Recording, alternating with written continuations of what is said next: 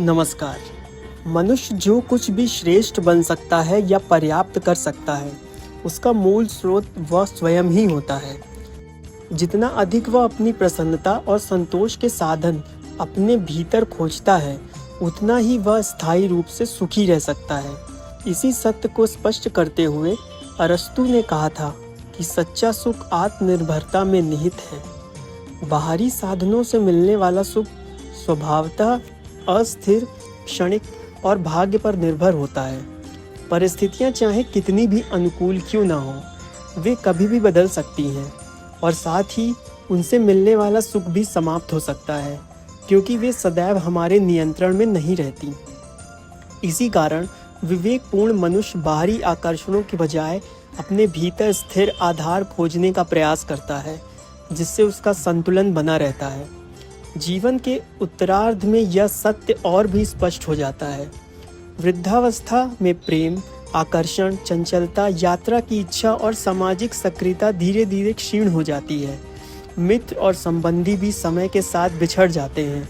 ऐसे समय में मनुष्य के पास जो सबसे महत्वपूर्ण और स्थायी सहारा बचता है, वह उसका अपना आंतरिक संसार होता है। यही उसकी सच्ची संपत्ति है, जो जीवन के हर चरण में उसके साथ रहती है और उसे वास्तविक संतोष प्रदान करती है।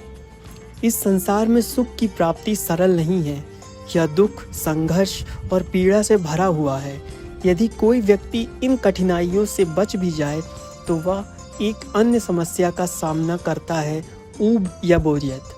इसी संदर्भ में अरस्तु का यह गहन विचार महत्वपूर्ण है कि हर प्रकार का सुख किसी न किसी गतिविधि या क्षमता के प्रयोग पर आधारित होता है। बिना सक्रियता के सुख का अस्तित्व संभव नहीं है। मनुष्य का वास्तविक सुख उसकी सर्वोच्च क्षमताओं के स्वतंत्र और पूर्ण उपयोग में निहित है।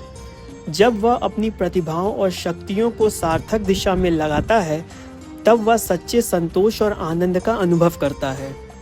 प्रकृति ने मनुष्य को जो शक्तियां प्रदान की हैं, उसका उद्देश्य उसे जीवन की कठिनाइयों से संघर्ष करने योग्य बनाना है।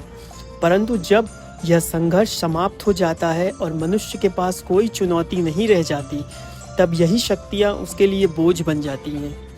तब वह केवल समय बिताने या ऊब से बचने के लिए अपने आप को व्यस्त रखने की कोशिश करता है। परिणाम स्वरूप उसे अपने भीतर अर्थ और उद्देश्य खोजना कठिन लगता है। स्पष्ट है कि सच्चा सुख बाहरी साधनों में नहीं, बल्कि मनुष्य के अपने भीतर उसकी सक्रियता, उसकी क्षमता और उसकी आत्मनिर्भरता में निहित है।